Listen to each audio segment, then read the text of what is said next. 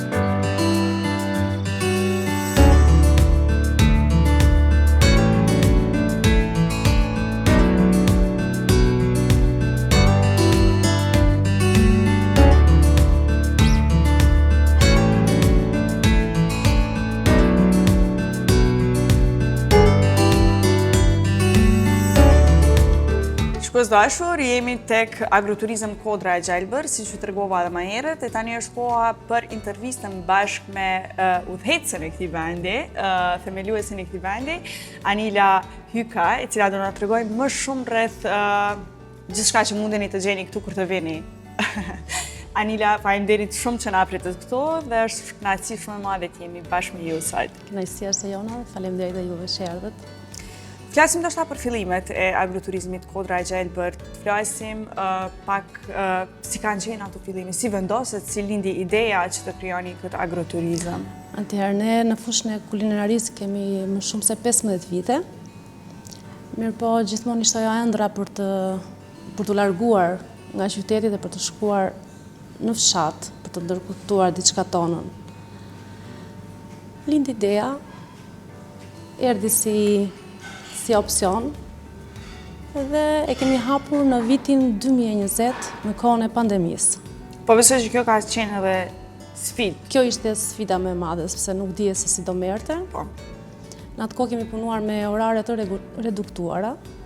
Fjali ishte një moment që shumë pak orë ishin njerëzit në lëvizje. Na tregove që keni 15 vite në gastronomi, po pse vendosët të keni agroturizëm, bashkë këtë koncept? Po, është një lloj trendi i momentit dhe është më shumë pjesa e gjërave bio. Ju gjithashtu përgatitni vetë, do e shohim edhe disa receta do i kemi edhe këtu në tryez, por ndoshta më na tregu pak edhe për produkte, besoj që të gjitha produktet janë bio dhe janë autentike këtu. Përpos pemët frutore që kemi, ne në sezonin e tyre i mbledhim dhe i kthejmë në reçel, në liko, në komposto, në gjithë shka të mundshme dhe i shërbejmë për vizitorët tanë të restorantit. Po. Gjithmonë. Pastaj kemi pjesën e baçes tonë, që nga patatja, nga perimet, gjitha llojet e perimeve, ne i mbjellim vetë. Pastaj kemi pjesën e djatrave, që kemi filluar së fundmi t'i prodhojmë të gjitha vetë. Qumshtin e marrim nga fermerët e zonës. Fjalë 70% e produkteve tona është e jona, pastaj pjesa tjetër e marrim nga fermerët e zonës. Do të thotë është një bashkëpunim. Një bashkëpunim, po. Po duket që është një vend shumë i madh këtu, një hapësirë shumë e madhe. A mundesh më na tregu pak se çfarë pemë dhe gjithçka tjetër që përmban ky agroturizëm? Atëherë, ne fillojmë sezonin e prodhimit nga muaji maj. Po. Fillojmë me qershin. Pastaj kemi mbledhjen e arrës pa formuar kockën, ara, e mbledhim, edhe e bëjmë liko. pas përfundimit të mbledhjes arës për liko, në qershor, mblidhet ara për të bërë raki, për të bërë liker. Sepse bëjmë edhe likerin e arës. Pastaj, normalisht fillon pjeshka, kajsia. Pra këto produkte kurdo që vjen këtu, si turist mund edhe ti marrë me vetë, ti blej, pra? Edhe mund t'i blej, por edhe mund t'i këpusi vetë me dorën e vetë, mund të shkoj të... Edhe këtë aktivitet e përfshini, pra të gjithë patjetër. ata që vinë vizitorët tek agroturizmi Kodra e Gjelbërt mund të vinë dhe të shijojnë ndoshta edhe të provojnë. T'i këpusi dhe vetë me dorën e tyre. Ta kenë një përvojë kështu më ndryshe se në vendet e tjera. Po, nëse këta turist vinë dhe dëshirojnë të kenë të hanë diçka, çka ju kishit propozu ju mas shumë ti? Cila nga pjatat? Këtu kemi bukën e misrit, të skuqur me gjallë, me kos të kulluar, edhe një vezë shkurtëse. A më një muar nuk ka me provu? Pjatë është shumë e preferuar, është e veçantë. Edhe shërbimi qenë ka shumë i veçantë.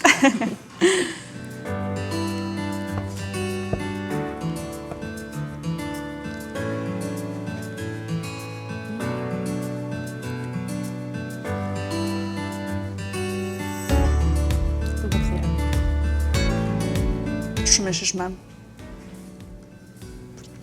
Shumë e shishme. Për tjetër, çka kemi? Këtu kemi djathin kaçkavall, që e prodhojmë vetë. Kemi salsën e kosit me arra, kemi djathin e njom me fistik, kemi reçelin e ftojt edhe gjalpin e tuncit. Tu kemi dhe bukën e shtëpis, që e prodhojmë po prapë vetë. Gjitha nga shtëpia.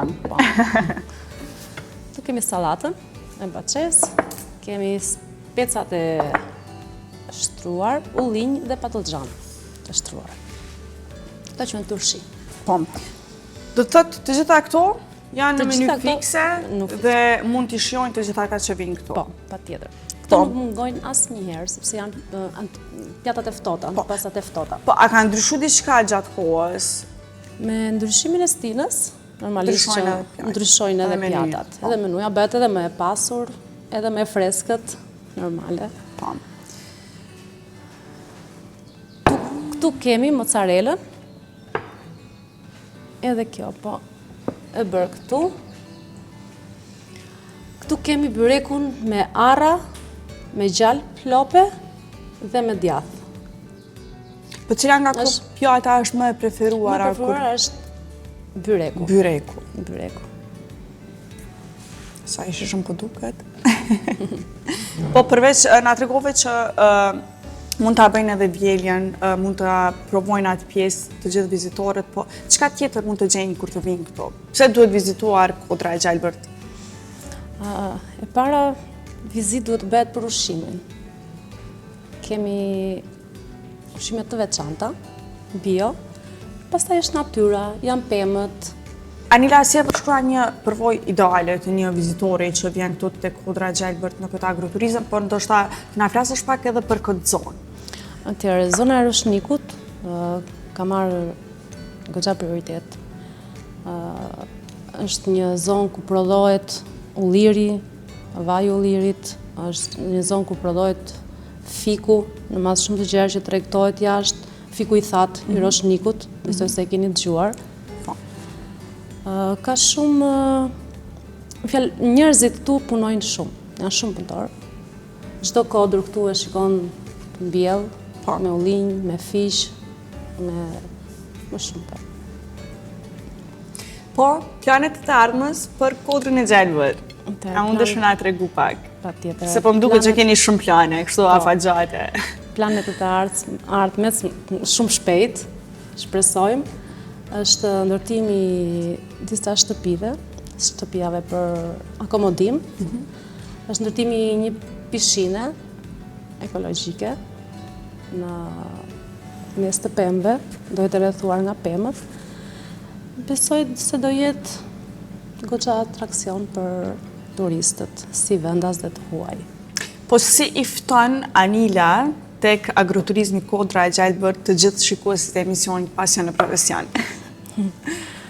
Atëherë unë ju them të gjithëve të vinë, të provojnë, të shijojnë dhe të sodisin natyrën. Po besoj që përveç turistëve edhe nga Kosova keni edhe turistë të huaj shumë. Kemi turistë të huaj nga të gjitha vendet e botës, kryesisht nga Gjermania më shumë, Zvicra, nga çdo vend i botës. Si kanë qenë ato komentet e para që i ke marrë nga të huaj, sidomos për këtë vend? Përgjithsisht të huajt kënaqen pafund. Janë klientë shumë të mirë. Anila, faleminderit shumë që na pritët këtu në këtë vend kaq të bukur, ishte shumë kënaqësi e madhe të jemi këtu. Faleminderit juve.